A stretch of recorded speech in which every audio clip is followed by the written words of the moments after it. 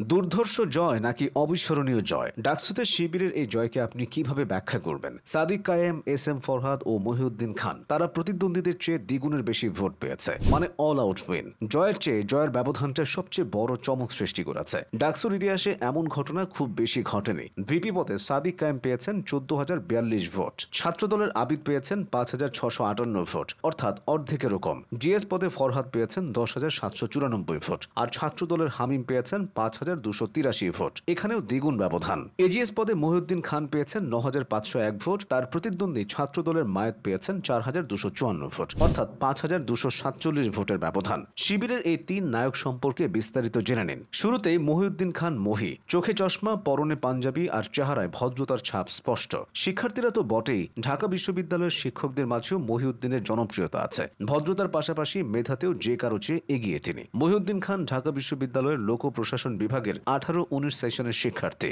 তিনি অনার্সে 3.93 সিজিপিএ পেয়ে প্রথম শ্রেণীতে প্রথম এবং মাস্টার্সে 4 আউট অফ 4 অর্জন করেন। এরপর মাস্টার্সের পূর্ণাঙ্গ ফলাফলেও তিনি সিজিপিএ 3.97 পেয়ে প্রথম হন। তিনি বিজয় 71 হলের সাবেক শিক্ষার্থী। ছাত্র রাজনীতিতে দাপট জিইয়ে রাখার জন্য হলে বছরের পর বছর সময় কাটানোর নজির আছে। সেখানে মহিউদ্দিন খান বিরল দৃষ্টান্ত স্থাপন করেছেন। স্নাতকোত্তর শেষ হওয়ার 3 দিন পরে তিনি হল ছেড়ে দেন, যা ব্যাপকভাবে প্রশংসিত হয়। তাই এজিএস হিসেবে ডাকসু নির্বাচনে মহিউদ্দিন খানের এই জয়টা মোটেই অবাক করার মতো না। এবার আসবে এস এম ফরহাদের নাম। দেখতে সে ছোটখাটো, তবে তার দায়িত্বটা বিশাল। একজন ডিবেটর হিসেবে তার বেশ খ্যাতি আছে। কখনো তিনি বাম রাজনীতির সমালোচনা করেন, কখনো ছাত্র দলের ভুলগুলো ধরিয়ে দেন। আবার প্রতিপক্ষের দিক থেকেও ফরহাদকে নিয়ে নানা সমালোচনা হয়। তিনি সেসব সমালোচনার জবাব দেন দায়িত্বশীল আচরণের মাধ্যমে। ছাত্রলীগের সঙ্গে তার অতীত সংশ্লিষ্টতা নিয়ে প্রচুর সমালোচনা আছে। তবে ফরহাদের দাবি সেটা ছিল তার কৌশল। তিনি নাকি পরিচয় লুকিয়ে শিবির করতেন। ফরহাদের যে রুমমেট, যে তার সঙ্গে দীর্ঘ 4 বছর থেকেছে, সেও ফরহাদের আসল রাজনৈতিক পরিচয় জানত না। 2024 সালের 5 আগস্টের পর ফরহাদের পরিচয় সামনে আসার পর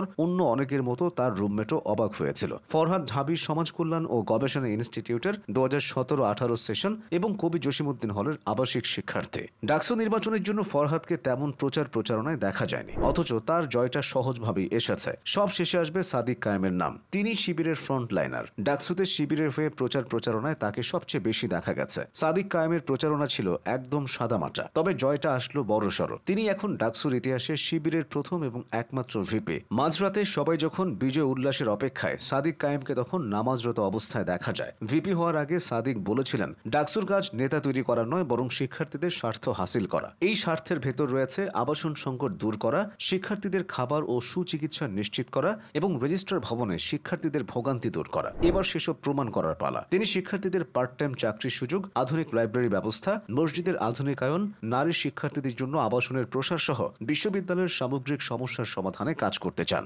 শিক্ষা জীবনের প্রতিটি ধাপে সাদিক কায়েম অপূর্ব মেধার পরিচয় দিয়ে এসেছেন। সাদিক কায়েম যে এলাকা থেকে উঠে এসেছেন, সেখান থেকে খুব কম ছেলেই পাবলিক ইউনিভার্সিটিতে জায়গা করে নিতে পারে। অ্যাডমিশন টেস্টে তিনি ঢাবিতে টিকে যান। একাধিক সংগঠনের প্রধান হিসেবে তিনি কাজ করেছেন। তার নেতৃত্বের গুণটা তার ভেতর আগে থেকে আছে। এবার ভিপি হিসেবে তিনি কতটা সফল হবেন তা সময় বলে দেবে।